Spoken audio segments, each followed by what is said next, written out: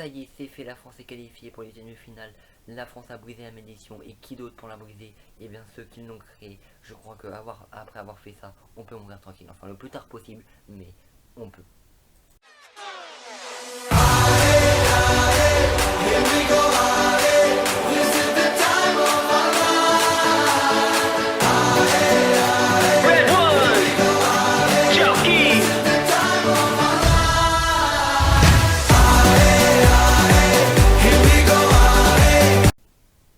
Salut les gars, vraiment, aujourd'hui on se retrouve pour un débrief France-Danemark les gars, et vraiment un match incroyable, un match stressant aussi, mais un match qui a fait beaucoup de bien, parce qu'il fallait gagner pour se qualifier pour les huitièmes de finale, et c'est chose faite. La France qui est la première nation qualifiée et qui brise la malédiction du champion, les gars, avec un doublé de Kylian Mbappé dans ce match.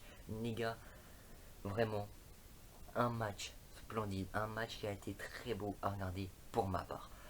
Alors pour moi, je vais bien rentrer dans le vif du sujet, il n'y a pas eu vraiment de flop. Je pense que toute l'équipe a été bonne, à part un Giroud qui n'a pas eu de réussite avec beaucoup de rebonds, etc.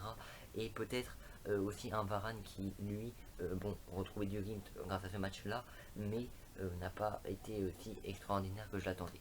Mais sinon, le reste de l'équipe était vraiment en feu, les gars. Un Théo Hernandez qui a été incroyable, et c'est sur cette première action que on marque le premier but. Donc c'est Mbappé qui la donne à Théo Hernandez à la limite du hors-jeu d'ailleurs, et que Hernandez la remet en retrait pour Mbappé. Mbappé qui marque, Mbappé qui s'est fait critiquer avant son but.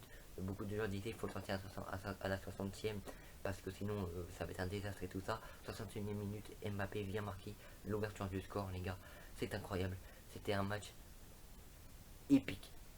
Donc voilà, un milieu qui a fait beaucoup du bien, un milieu Rabiot, Tchouaméni qui monte en puissance et qui, au fur et à mesure des matchs, font des prestations énormes. Et là, on voit bien que même si on n'a pas Benzema, même si on n'a pas des Kanté, des Pogba, on peut gagner des matchs et on peut faire des très très très bonnes prestations.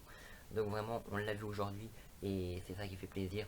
Une défense qui de temps en temps s'est fait vraiment passer, et heureusement que les tirs danois n'étaient vraiment pas cadrés, à part sur ces têtes de Christensen pour l'égalisation danoise. Christensen d'ailleurs qui a été vraiment coupable d'une faute énorme sur Kylian Mbappé en première période, mais qui n'a pas eu de carton rouge bizarrement, il a eu un carton jaune. C'est une erreur d'arbitrage scandaleuse, mais en tout cas ça n'a pas changé grand chose puisque la France s'est quand même imposée 2 buts à 1. Nos ailiers, donc Kylian Mbappé et Dembélé, qui ils font bouger tous les défenseurs de n'importe quelle équipe, et ça fait vraiment du bien. Un Dembélé qui te dribble, qui te met de la vitesse, qui te centre des ballons à la limite de la sortie de but, incroyable. Mbappé qui fait la même chose de son côté, vraiment c'est splendide. Un Hugo Lloris qu'on ne parle pas assez, mais Hugo Lloris il a quand même été très important dans ce match, parce que sans lui je pense qu'on se prenait encore au moins un but. Donc vraiment Hugo Lloris a été aussi incroyable. Et bien sûr Griezmann, les gars, qu'est-ce que il fait du bien. Au fur et à mesure des matchs, Griezmann retrouve son niveau qu'on aime, le niveau qu'il avait en 2016, en 2018.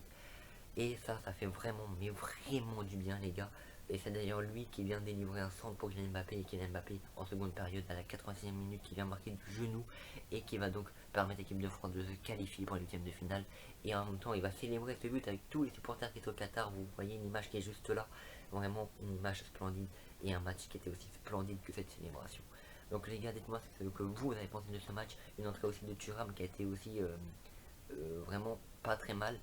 Bon, il a joué peu, mais c'était vraiment pas mal. Coman aussi, c'est pareil. Donc vraiment, voilà. Koundé, par contre, qui a fait un bon match. J'étais surpris de le voir faire un bon match, mais pour moi, il n'a pas été aussi mauvais que Pavard. Voilà. Donc voilà, dites-moi ce que vous avez pensé de ce match. En tout cas, on se retrouve voilà très prochainement pour faire la Coupe du Monde. On va voir quand on va affronter en huitième de finale. Peut-être la Pologne, peut-être le Mexique, peut-être l'Arabie Saoudite par surprise. On va bien voir. Mais en tout cas, on est quasiment assuré d'être premier du groupe. Donc voilà, vraiment, dites-moi ce que vous avez pensé. N'hésitez pas à liker, vous abonner, etc. C'est tout pour moi. Allez les bleus.